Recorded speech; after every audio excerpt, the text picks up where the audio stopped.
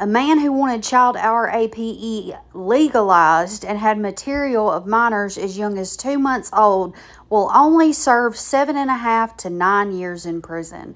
Let's talk about Big Bubba piece of shit here. This is Benjamin Naylor, 32, out of Deer Park, Ohio, and he was caught and arrested after he was caught by an online vigilante group, Predator Poachers. Now, the group pretended to be a 13-year-old boy.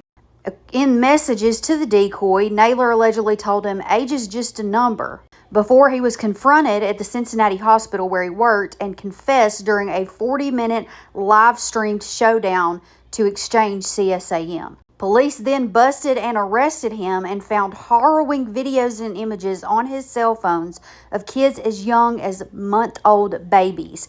In one video, a child can be heard screaming for the attacker to stop. Now, a police detective who investigated this said, I've been doing this kind of investigation for a long time, and I will say that the images Mr. Naylor had were some of the absolute worst I've ever seen, and the chats were alarming. During one online chat, Naylor described a fantasy to meet up with a perv dad and his boy for SA. That horrific material was part of a chat on an app Naylor was having with a person who had the username ActivePerv, with Naylor describing a fantasy to do that.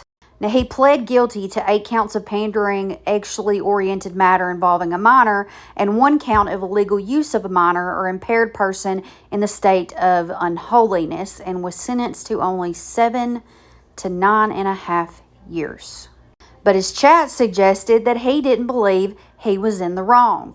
Assistant prosecutor said he does not think child RAPE should be criminalized. In fact, he wants it legalized. Now, Naylor's defense attorney claimed that his client was intellectually disabled, legally blind, and had never had a significant other and didn't understand why what he had done was wrong. But Judge Wendy Cross wasn't having that. She said, your diagnosis does not excuse this conduct, and it does not diminish the harm to the children depicted in this material. You are before this court as an adult who made choices over a sustained period of time and across 9 counts, and you are accountable for those choices. In addition to his 7.5-year prison sentence, he must undergo treatment and register as a 2-tier offender, and will also serve 5 years of post-release control. And I don't know about y'all, but I don't think that's enough.